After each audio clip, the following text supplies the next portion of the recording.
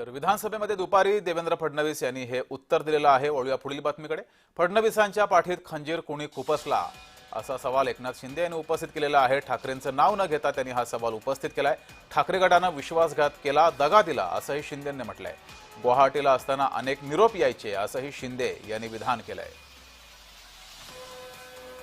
जे आरोप करतात आमच्यावर, गुवाहाटीला गेल्यानंतर तिथे देखील आम्हाला फोन यायचे, निरोप यायचे आणि दुसरीकडून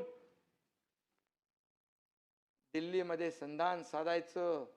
तुम्ही यांना कशाला घेताय? आम्हीच येतो। मग आम्ही काय सांगत होतो? आम्ही सांगत होतो तेच, शिवसेना आणि भाजप बरोबर युती करा, गठबंधन करा, हा आपला वैचारिक पक्ष आहे, एका विचाराचा पक्ष आहे। मला बोलण्याचं कारण एवढंच की या ठिकाणी आम्हाला तुम्ही हिणवता, गद्दारी आम्ही नाही केली। आम्ही सगळी सत्तेची पद सोडून गेलो, मंत्री पद सोडून गेलो, सत्तेतून पाय उतार होऊन गेलो।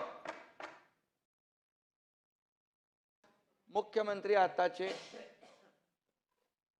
आणि तेव्हा देखील मुख्यमंत्री होते 2014ला देवेंद्रजींना किती शिव्याशाप दिल्या याचे साक्षीदार आम्ही आहोत। 2019 साली खरं म्हणजे काय दिलं होतं मॅन्डेट जनतेने? शिवसेना भाजपाची लोकांना मॅन्डेट दिलं होतं आणि काय केलं? कोणा जनतेच्या मतांची माती कोणी केली? आम्ही केली। आम्ही ताटामध्ये माती कालवली, ताटाचाही उल्लेख झाला, या ठिकाणी भरल्या ताटाचाही उल्लेख झाला, परंतु माती केलीच।